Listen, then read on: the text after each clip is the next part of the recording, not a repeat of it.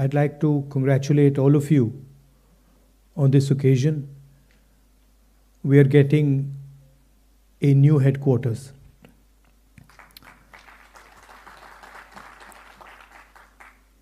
And we are getting a new headquarters at a very particular time. I think it's quite symbolic that yesterday, in a speech, the chief of the RSS said that India never achieved independence in 1947. He said that true independence in India was achieved when the Ram Mandir was built. This building, it is not an ordinary building.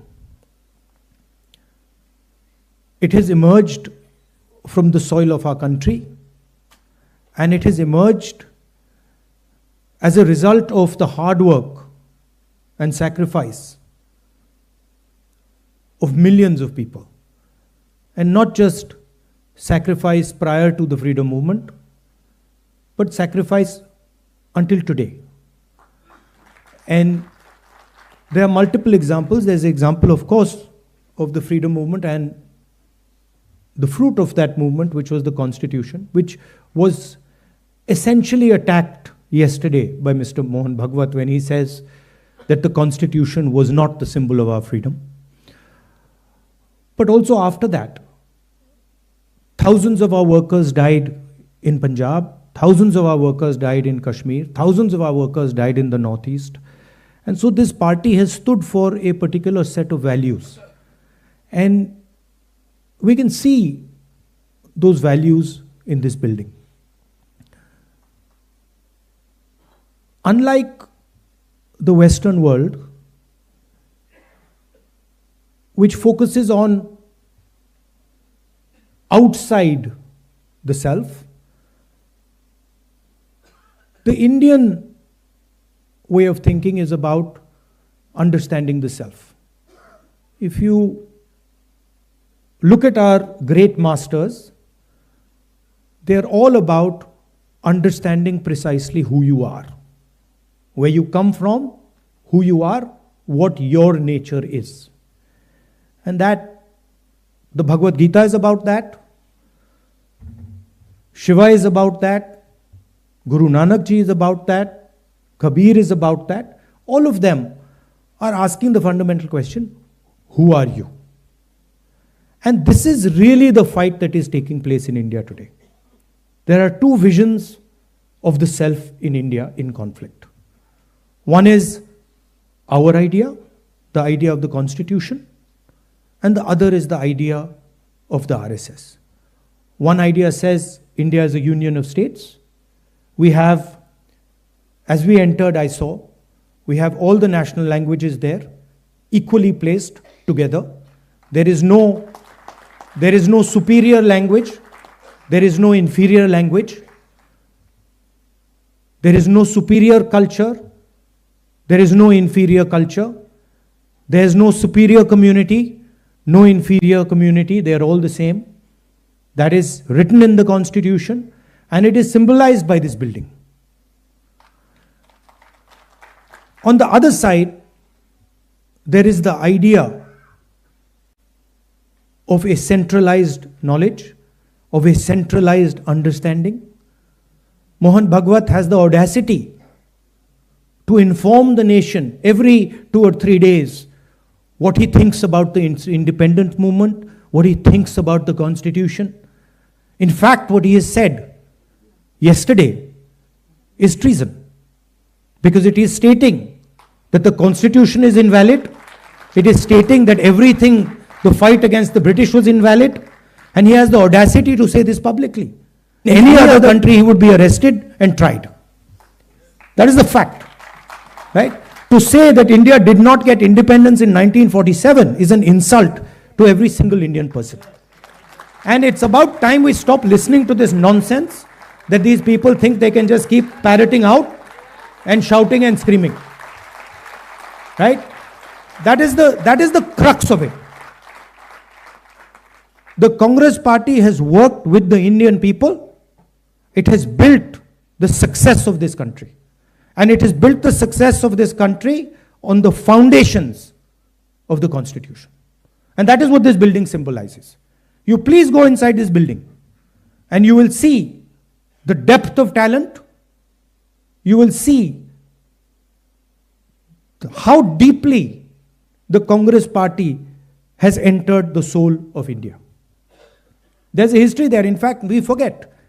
As I said, it's important to understand who you are. So for Congress people, it's important to understand who we are. What is our tradition? What is our history? Where have we come from? Please look in the building. You will see Mahatma Gandhi, Sardar Patel, Jawaharlal Nehru. And it doesn't stop there.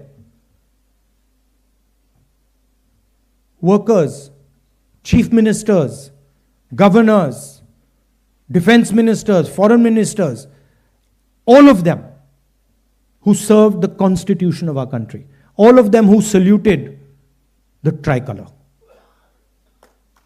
Do not forget that. The people who are in power today do not salute the tricolor, do not believe in the national flag, do not believe in the constitution, and they have a completely different vision of India than we do. They want India to be run by a shady, hidden, secret society. They want India to be run by one man, and they want to crush the voice of this country. They want to crush the voice of the Dalits. They want to crush the voice of the minorities. They want to crush the voice of the backward castes, of the tribals. This is their agenda. And I would also like to say clearly that there is no other party in this country that can stop them. And you will see, the only party that can stop them is the Congress party. And there is a reason for it. The reason is that we are an ideological party. And our ideology does not emerge yesterday. Our ideology, like the RSS ideology, is thousands of years old, and it has been fighting the RSS ideology for thousands of years. We have our symbols. We have Shiva. We have Buddha. We have Guru Nanak. We have Kabir. We have Mahatma Gandhi. We have our symbols. And these are all the symbols who have shown the correct path to this country.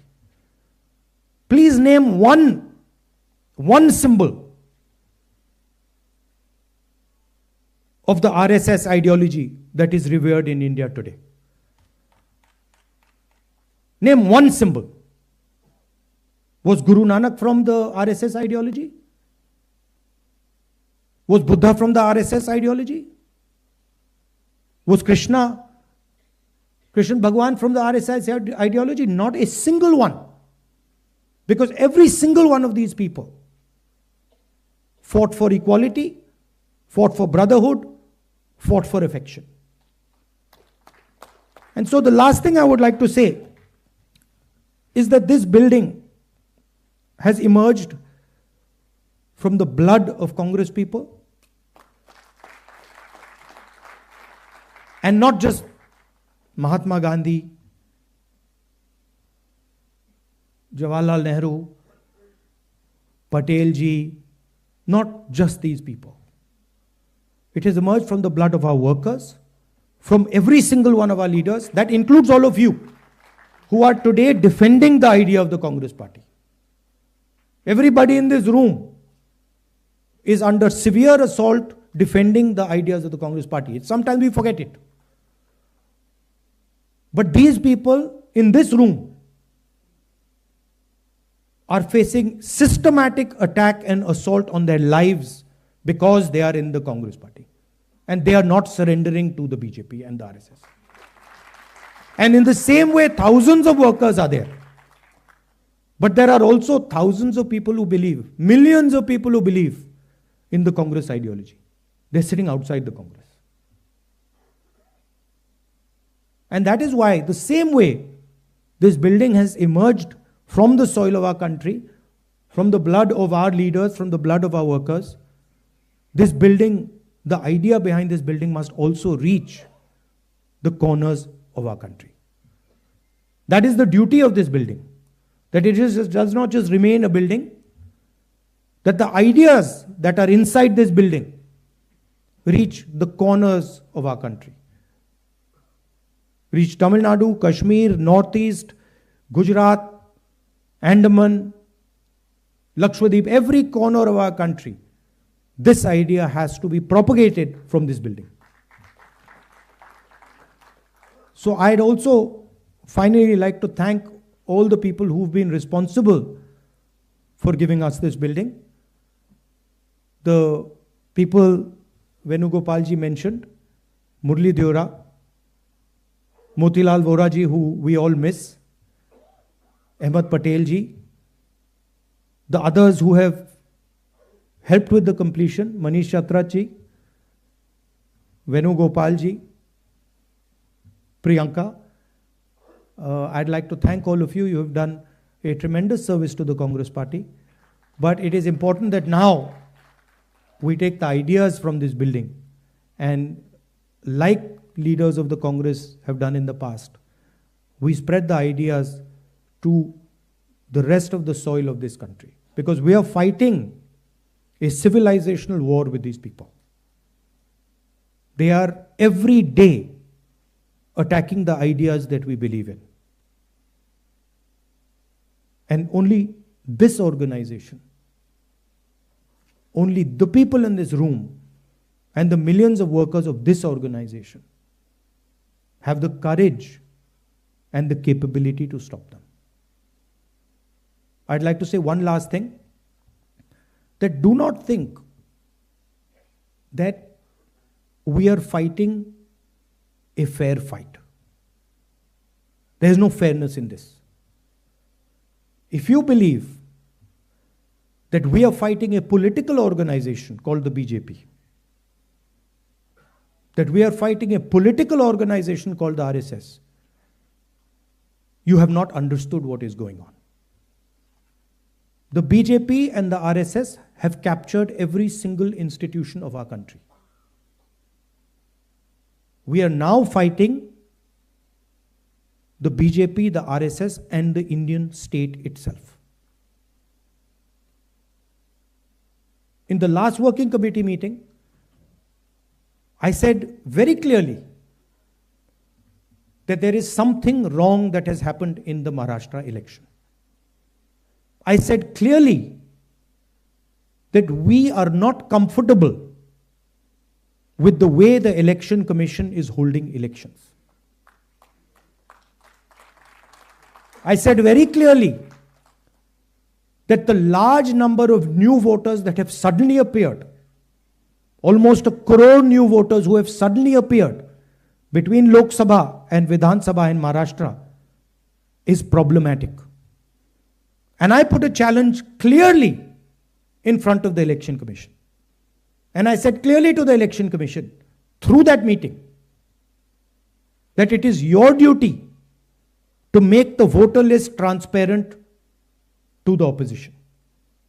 We said clearly we want to see the voters, the names of the voters who voted in the Lok Sabha election in Maharashtra, and we want to see the name of the voters who voted, names and addresses of the voters who voted in the Vidhan Sabha election. If they were to give us that data, the problem would be solved. Because we would know for sure whether there is a problem in Maharashtra or not. But I would like to state to this meeting that the Election Commission has refused to give us that information. Now I want to ask you, why would the Election Commission refuse to give us voter lists of the Maharashtra election? What purpose is served by not giving us and the rest of the opposition the voter list of the Maharashtra Lok Sabha and Vidhan Sabha elections. Why will it damage the Election Commission to give us this list? And why are they not giving us this list? It is the duty of the Election Commission to provide transparency in elections. If there is a 1 crore increase in voters between Maharashtra, Lok Sabha and Vidhan Sabha, it is the duty and the sacred responsibility of the Election Commission to show us exactly why that has happened, and they are refusing to do it. And this is something every congressman and every opposition person has to keep in mind. There is a serious problem with our election system. And we might find it very difficult to accept this, because we are the people who have put in place the election system. But we have to keep it in mind that there is a problem. And it is the duty of the Election Commission to come clean and to give us the data of the Maharashtra and the Haryana elections, to give us the data we are asking for, the opposition is asking for, in which they are refusing to give us.